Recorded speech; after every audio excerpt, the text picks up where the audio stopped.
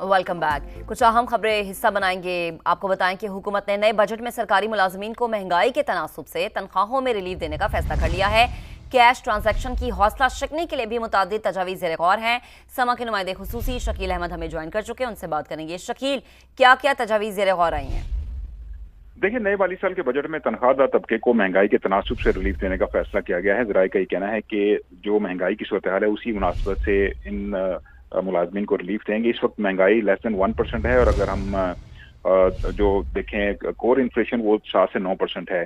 لیکن تنخواہ دار طبقے کا یہ کہنا ہے کہ ہمیں زیادہ ریلیف دیا جائے, الاؤنسز میں بھی اضافہ کیا جائے, اور کم از کم جو اجرت ہے ملازمین کی یا مزدور طبقے کی وہ 50,000 ماہانہ مقرر کی جائے, اور اگر مطالبات پورے نہ ہوئے تو 10 جون کو پارلیمنٹ ہاؤس کے سامنے دھرنا بھی دیا جائے گا.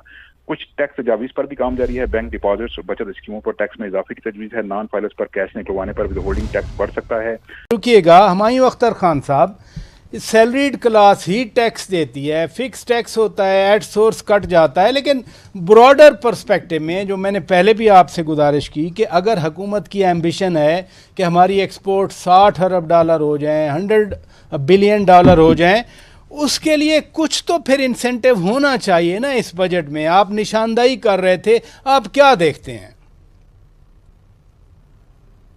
دیکھیے جی, ایک تو ابھی تک تو یہی ہوا ہے کہ جو اکانومی کا سیکٹر ٹیکس دیتا ہے اس کو زیادہ سے زیادہ نچوڑتے جاؤ. جیسے شبر زیدی صاحب نے فرمایا کہ ایک عام انڈسٹری جو ہے وہ اگر آپ جو مالک ہے اس کا ڈیویڈنڈ کا ٹیکس بھی ملائیں تو 55-60% جو ہے وہ تو ٹیکس ادا کرتی ہے, اور جیب میں اس کے کم ہی آتا ہے اور انسینٹیو بہت گھٹ جاتا ہے.